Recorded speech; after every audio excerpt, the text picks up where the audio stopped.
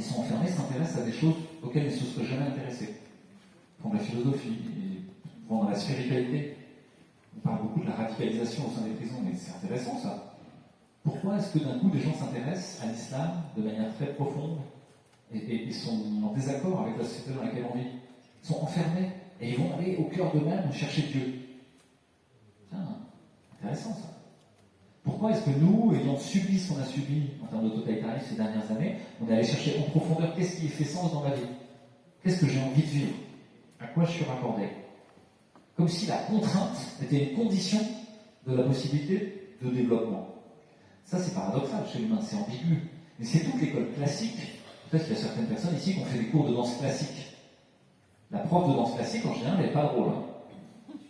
Vous ne faites pas du jumbo jazz ou de la zumba, vous faites de la danse classique. Ça se passait comme ci, comme ça. Vous faites du théâtre classique, c'est pareil. Il y a des figures imposées. Et c'est dans ces figures imposées que vous allez devoir trouver la liberté. Une sacrée ambiguïté. Alors le fantasme de tout ça, c'est de se débarrasser de l'homme faillible. L'homme, évidemment, n'est pas suffisant, il est entaché de l'erreur initiale, et donc il faut s'en débarrasser pour mettre en place le robot, qui lui sera parfait. Un fantasme complètement orgueilleux de Lubermèche, et qui aujourd'hui est repris par le transhumanisme. Et à chaque fois que vous avez ce discours sur l'homme nouveau qu'il faudrait accomplir, qu'il soit dans le New Age ou qu'il soit dans le transhumanisme, attention. Attention. L'humain est comme il est, quoi. Le monde est comme il est, quoi. Est-ce qu'on veut chercher à le contrôler, à le transformer et à le tordre pour qu'il soit parfait? À la fin, on en arrive aux folies dans lesquelles on arrive en agriculture ou dans les animaux de compagnie. Vous savez, il y a des animaux, on les a tellement transformés génétiquement pour qu'ils ne miaulent pas, ils aboient pas, ils ne perdent pas leur poil. J'en ai vu un l'autre jour, il arrivait à se boucher le tube digestif avec ses propres poils qu'il mangeait et à en crever. Mais bon, il n'est plus très adapté là. Hein. Ça n'a pas duré longtemps tout ça. Et l'humain moderne, on a l'impression qu'il est complètement inadapté, quoi, à force de vouloir être parfait. Et je vous dis, il ne supporte plus un virus qui passe. Ok, on peut passer, et on va arriver à la fin. Donc tout ça, c'est un cancer métastasé, comme je vous l'ai dit, et notre société est en soins intensifs. J'ai souvent pris cette image-là. Plus un patient il a de tuyaux, plus il a de machines qui sont branchées, plus il va mourir. La réanimation, la guérison, c'est d'enlever les tuyaux, c'est d'enlever les machines, c'est de retrouver la liberté, c'est de retrouver la conscience, c'est de retrouver la douleur aussi, d'arrêter les morphiniques. Et d'être vivant à nouveau, pour sortir de l'arrêt et s'enfuir en courant, parce que si j'y reste, je sais que les médecins vont me tuer. Quoi. Donc il faut absolument sortir de l'arrêt. C'est le premier but d'un réanimateur, c'est de foutre dehors le patient. C'est surtout pas de le garder pendant des semaines, parce qu'on sait qu'il va en crever s'il reste là. Et donc, c'est notre société aussi là, ce paradoxe-là. Plus on se dote d'artefacts, plus on se dote de machines, plus j'ai besoin de vous parler avec un micro, plus, en fait, on est en train de crever collectivement. Et moins on est vivant. Et moins on est vivant, moins on ressent. Il faut le sentir dans certains de nos contemporains. Ils ressentent plus rien. Ils sont atomes. Il n'y a même plus d'émotion. Ils peuvent regarder quelqu'un se faire tuer, ils peuvent regarder quelqu'un... Il n'y a plus d'émotion. Ils sont déjà des robots. Okay. Donc là, il y a un vrai travail à faire, d'aller ressentir à nouveau, d'aller gratter le sentiment. Et mon troisième livre, il n'y a pas de hasard s'il y a du roman dedans. De plus en plus de sensibles. Le deuxième était très intellectuel, il était lié à un travail, à mon avis, intéressant, mais mon bouquin, mais c'était issu d'un travail universitaire, avec beaucoup de références, beaucoup de mots compliqués. Le troisième, il y a beaucoup moins de mots compliqués, il y a du ressenti. Et dans Infocovid, je ne sais pas si vous vous souvenez, mais on a fait la part belle aux artistes. On a dit d'emblée, il nous faut des artistes. Eux, en un poème, en une chanson, en un film, en une pièce de théâtre, ils peuvent ressentir quelque chose. Puis moi, on a 4 heures de conférence à vous faire. Bien si ça dure 15 minutes, ou 3 minutes. Pareil, on a créé un groupe de témoignages, on recueillait le témoignage de souffrance. Là, il y a plein de gens qui ne veulent pas parler de ce qui s'est passé, ils ne veulent plus en parler. Moi, le premier, le Covid, ça me gonfle maintenant. J'en parle très rarement, finalement, du Covid lui-même. Pourtant, je me tiens bien au courant. Mais je ne veux pas en parler. Et quand ma mère me parlait de mon grand-père, que je le connaissais, jamais il m'a parlé de la guerre. Très rarement. Il ne voulait pas en parler. Et on a souvent ce récit-là. Les gens ne voulaient pas parler de ce qui s'est passé. Moi, je pense qu'il faut au contraire en parler. Il faut au contraire aller gratter, aller chercher le symptôme, aller le faire se sublimer par l'activité artistique, l'activité physique, aller ensemble avec son beau-frère, aller courir, aller dehors, aller travailler la matière, recréer cet intime-là pour qu'il puisse parler. Comment tu as vécu au fond, toi, le fait paradoxal, mais je me sentais bien. J'ai renoué avec la nature, j'avais plus besoin d'aller au boulot. Il y a plein de gens qui vont vous dire ça. C'est très paradoxal, on était en tôle, et pourtant, beaucoup de gens ont contacté l'intime. C'est intéressant. Donc voilà, sortir de soins intensifs, et puis on peut conclure, on arrive à la fin, c'est qu'est-ce qu'on peut faire? Vas-y, tu peux passer la diapo. Ah oui, quand même un mot, juste un mot là-dessus. Désolé. Depuis des années, on nous parle de l'intelligence artificielle et du numérique comme la lune de miel. Ça va tout changer, ça va révolutionner votre vie, enfin vous n'allez plus faire toutes vos tâches à la con, de faire vos comptes rendus, de faire vos machins, enfin, c'est bon, il y a un petit robot qui fait pour vous. C'est vrai. Vous pourriez faire tout quasiment par un petit robot. Est-ce qu'il faut? Ça, c'est une vraie question. Et puis, depuis 1 an, 6 mois à peu près, il y a de plus en plus d'articles qui sortent en disant, et souvent ces articles qui sont faits par les géants de la tech. Geoffrey Hinton, c'est un de ceux qui a inventé l'intelligence artificielle. Mo Gwadat, c'était un des, qui est cité là, c'est un des cadres de Google, un des hauts représentants de Google, et qui, la main sur le cœur, fait des grandes déclarations reprises par tous les médias. Ça, dès que c'est tous les médias qui nous disent ça, c'est louche. Dès que l'article, vous avez vu, nous on essaie de dire un truc, bon, il y a France Soir, un Toxin, bon, mais à part ça, pas vraiment. Quand c'est tous les médias qui le disent, vous dites, ça fait partie de l'histoire qu'on nous raconte, tout ça. Vous devenez méfiant, prudent. Et là, on vous fait une histoire où, la main sur le cœur, tous ces gens-là disent, on a créé un monstre à faire des monstres. On a créé une arme à faire des armes. C'est terrible, tous les emplois vont disparaître. Nous aurions dû arrêter cette chose avant. Peut-être qu'il faudrait faire un moratoire sur l'intelligence artificielle. Tiens, ça pue.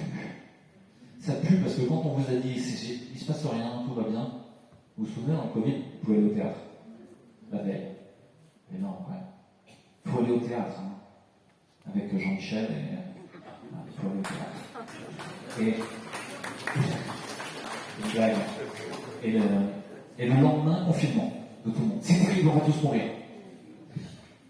L'IA, c'est parfait. Le lendemain, attention, vous avez tout perdu de boulot, c'est terminé. Notre société est rincée là. Qu'est-ce qui se passe derrière?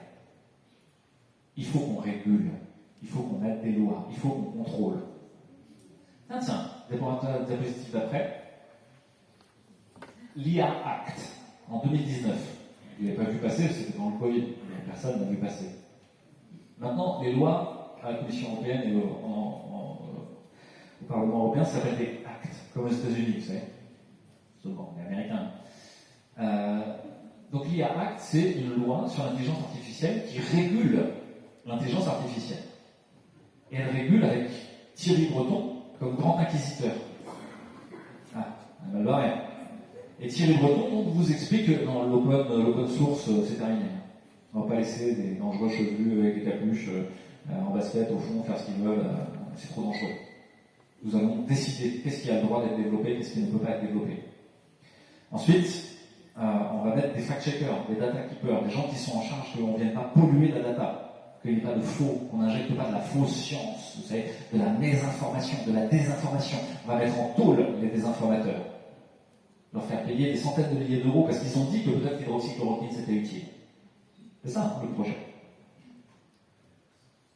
Et donc ça, c'est en cours, c'est toujours discuté. Pour une partie, vous voyez que c'est daté 2021, parce qu'il y a toujours des discussions sur certains articles. Mais c'est cette idée de régulation totalitaire de cet outil génialissime que pourrait être l'intelligence artificielle. Ça, moi, je suis très partagé là-dessus. Plupart d'entre vous savent que je suis plutôt décroissant. J'ai appartenu à des groupes décroissants, d'écolos qui allaient vers la sobriété heureuse. La réalité pratique de ce que j'ai constaté, c'est que la résistance n'aurait pas existé s'il n'y avait pas de monde numérique. Qu'on a appris petit à petit à dompter YouTube, dompter machin. Ok, à faire de ces monstres quelque chose qu'on mettait dans notre main et qu'on utilisait comme vecteur d'information. Et qu'il y a plein de gens qui n'auraient jamais entendu parler de rien s'il n'y avait pas eu. Alors vous allez me dire, mais il n'y aurait pas eu de totalitarisme s'il n'y avait pas ces outils. Oui, mais ils sont là. Et moi je suis quelqu'un de pragmatique, d'aristotélicien. Aristote, c'est quelqu'un qui a la sagesse contextuelle. Il dit, il y a le réel, quoi. Et le réel, c'est le précipité, je vais dire autrement. C'est très dur de savoir ce qu'est la vérité. Et Mehdi, qui en discute souvent, il dit, et il a un regard rigolo, parce que lui, il a toujours le regard un peu du punk. Il dit, non, mais attends, le réel, c'est qu'il y a des gens dans la rue, ils ont un masque en 2024. Ça, c'est réel, quoi. Il y a des gens, ils ont un FFP2, là, au milieu de Aubenas, en février 2024. Tu te dis, mais c'est pas possible, quoi. Mais si, par contre, c'est là, quoi. c'est réel. Donc le réel, c'est le précipité du combat entre le véridique et le mensonger. En permanence, il y a une friction entre le véridique et le mensonger. Et à la fin, ce qui sort, ce qui se sédimente là, c'est ça, c'est le réel, c'est la vérité, c'est comme ça. Vous avez des gens qui sont persuadés que Macron est le sauveur de la France, alors qu'il l'a détruit méthodiquement depuis X années. Et bon, c'est que la marionnette, hein. Il y a des gens qui... Voilà. Mais c'est intéressant, parce que vous dites, d'accord, ça ne peut pas être idéologique, ça ne peut pas être dogmatique, ça doit être juste pragmatique. Est-ce que je peux ajouter du véridique et maintenir la dialectique et le conflit entre le véridique et le mensonger? Et essayez-moi de gratter le véridique. Donc, de ne pas sombrer dans une idéologie ou dans la création de monstres à l'infini. Le vaccin a sa toxicité. Mais est-ce que c'est sûr qu'il y a du graphène, des monstres dedans, des trucs... Attends, il y a Spike, il y a les nanoparticules publiques, il y a une toxicité déjà avérée, il y a X articles sur le sujet. Tu as besoin d'aller plus loin, ça va être utile en termes de relation aux autres. Tu vas renouer du dialogue avec ton beau-frère si tu lui parles de je sais pas quoi, de compliqué dedans, de don de 5G ou pas. Ça ne veut pas dire que c'est pas vrai, j'en sais rien en fait. Tu peux travailler là-dessus, moi je trouve ça intéressant. Mais le brandir en discours public, c'est complètement inefficace. C'est juste le constat. Ça ne marche pas. Donc, qu'est-ce qui marche? Qu'est-ce qui est efficace? Qu'est-ce qui est certain? Qu'est-ce que je peux garder comme référence qui me permet de rentrer en contact et de transformer le réel? Et ça, c'est une optique que Aristote avait appelée la phronésis, la sagesse contextuelle, l'intelligence du courage. Et c'est, en fait, la traduction, c'est la prudence. Être prudent avec le courage. Vous avez des gens qui foncent ça au clair, parce que je dis la vérité, il y a du graphène, mais je sais pas quoi, tout le monde va comprendre et tout le monde va se réveiller. Non, Coco, c'est pas comme ça que ça se passe. C'est pas comme ça que ça se passe. L'art de la guerre, c'est pas ça. L'art de la guerre, c'est la prudence. Ok, on peut passer et conclure. Voilà, bon, je vais passer là-dessus, mais Ellul, Ivanilitch, pour vous, c'est des références incontournables sur cette question de l'outil comme commun et comme chose de convivial. Est-ce que ça nous permet de mieux vivre ensemble, ou est-ce qu'au contraire, ça nous exproprie de nous-mêmes et de chez nous, de notre travail? Puis la question de la charge morale, il y a une question morale autour de la morale, c'est le bien et le mal. La question, on a complètement dilué la question morale en faisant des questions éthiques. Et vous savez, il n'y a jamais eu autant de comités d'éthique que chez Google. Hein. Chez Google, il y a un énorme comité d'éthique. Ah, mais moralement, c'est des enfoirés. Je peux vous assurer. Et donc, il y a une vraie question à se poser, qu'est-ce qui est bien, qu'est-ce qui est mal, quoi. Et là, c'est pareil, c'est un peu pragmatique. Est-ce que j'ajoute de la beauté, de la joie, de la paix à chaque jour?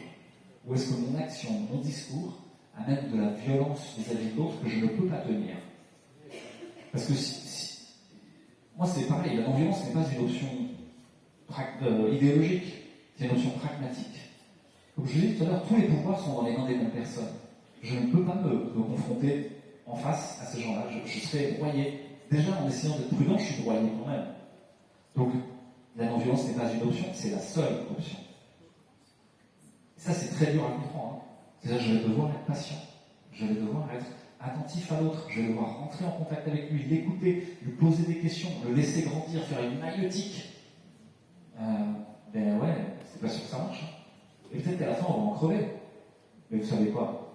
Au pire, on en crève de tout ça. Mais on va en crever. C'est l'histoire de la vie. C'est qu'on va en mourir. Et donc, il y a tous les risques à prendre, là, chaque jour. Enfin, tous les risques, tous les combats à mener, on va dire, avec prudence, y compris sur l'intelligence artificielle, sur la monnaie digitale, sur Parce que si vous réinvestissez ces champs-là, je vais dire ça autrement, c'est tout ce qui vous fait peur, c'est le champ à investir. Vous avez peur qu'on vous fasse bouffer des grillons? Ok. Est-ce que vous avez investi le champ de l'alimentation, de l'autonomie alimentaire? Est-ce que vous êtes dans un groupe qui est en accord avec un agriculteur du coin, qui a fait une AMAP, qui lui a donné des ronds pour l'année entière, et qui a dit je t'achète la production quoi qu'il arrive, mais nous on te demande tel cahier des charges sur ce que tu produis, et qui fait que vous êtes fourni. Parce que là, si on est 300, mais vous imaginez la force de frappe. On peut tout transformer en fait. Et c'est là où on oublie notre puissance d'agir. Vous vous souvenez peut-être que quand Leclerc a dit bon, je vais mettre des QR codes à l'entrée des Leclerc, et bien les gens ne se sont même pas concertés. Ils ont dit Leclerc, c'est bon, j'y vais pas. Leclerc est revenu au bout de 3 jours sur BFM, Edouard, il est revenu au bout de 3 jours sur BFM, en disant non, en fait, je déconne, il n'y aura pas de QR code. Il a dit 3 jours. sur les agriculteurs, ils peuvent mettre, j'ai beaucoup d'affection, moi, j'ai de la famille agriculteur, et je suis très touché par ce qui leur arrive et tout ça. Et en même temps, je n'arrive pas à m'empêcher de dire, c'est un peu vain en fait, qu'est-ce qu'il faut obtenir? Du pognon pour les copains de la FNSEA, quoi. Okay. Encore des rallonges de subventions, mais ils sont déjà en train de crever de subventions en fait. Leur production elle ne vaut plus rien. On leur paye pas le vrai prix, ils ne vivent que de subventions pour certains. Bref, puis il n'y a pas de nuance là-dedans. Le grand céréalier de la Beauce sur 800 hectares, c'est la même chose qu'un petit gars qui fait du maraîchage sur 3 hectares en bio. C'est des conneries, c'est pas du tout les mêmes enjeux, quoi. Donc il faut mettre de la nuance là-dedans. Et on va demander au pouvoir à Paris, en mettant des bols de foin et du visier de porc, de changer les conditions de tout ça, alors qu'en fait c'est dans nos mains. Je vous assure, si nous tous, on va plus à Leclerc, on va plus à Carrefour, on arrête les circuits longs, on achète localement à des gens qui font quelque chose. C'est terminé en une semaine. C'est terminé en une semaine.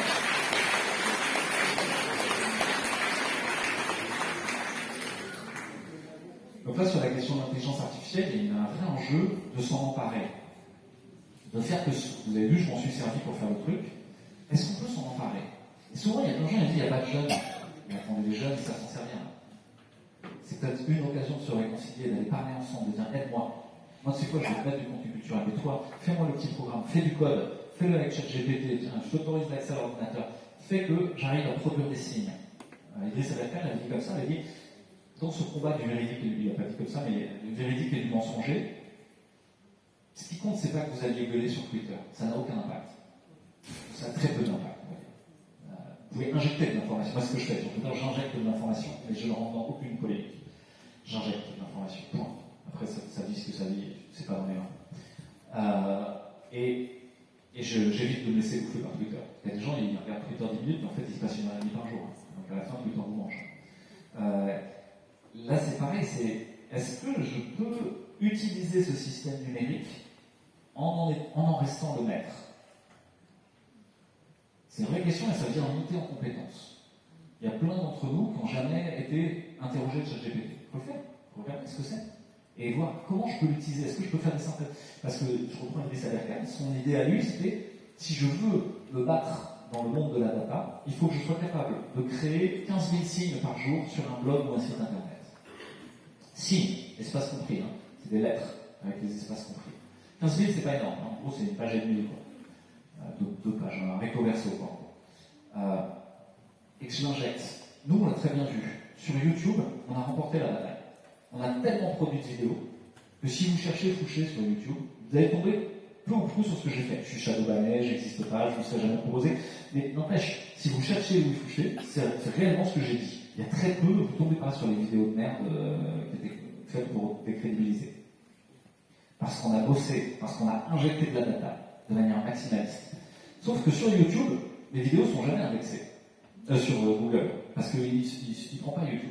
Donc il faut transformer ces vidéos en des signes, en du texte, et ce texte le mettre dans des sites internet. Et sur ces sites internet, travailler le SEO, Search Engine Optimization, la capacité de Google à aller scanner votre site internet et à le référencer comme il faut.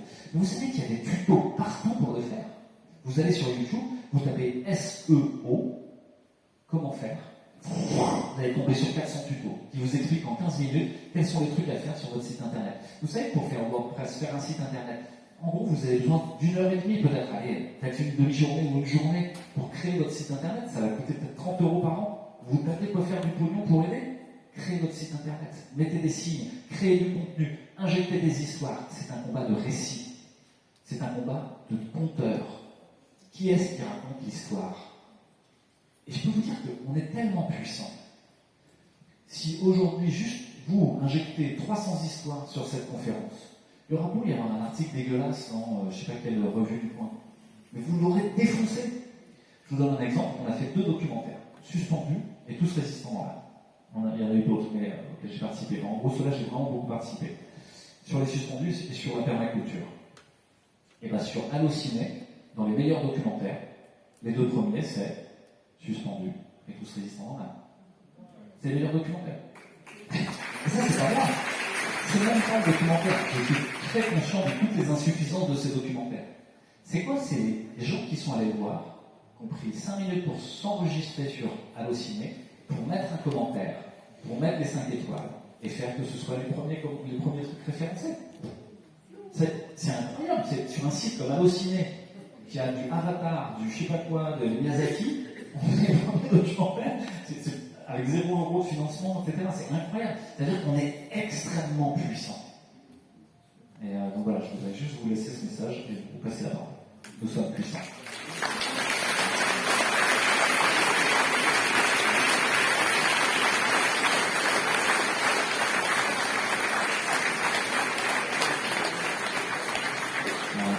Donc, mon micro, il y a un autre micro qui circule qui est bleu, ou sinon vous pouvez crier, hurler. Et si vous avez envie de vous étirer, de bailler, après toute cette jus d'intelligence numérique et bio. Ok, temps de questions-réponses, c'est ça? Ouais. Tu peux mettre la diapo d'après, juste pour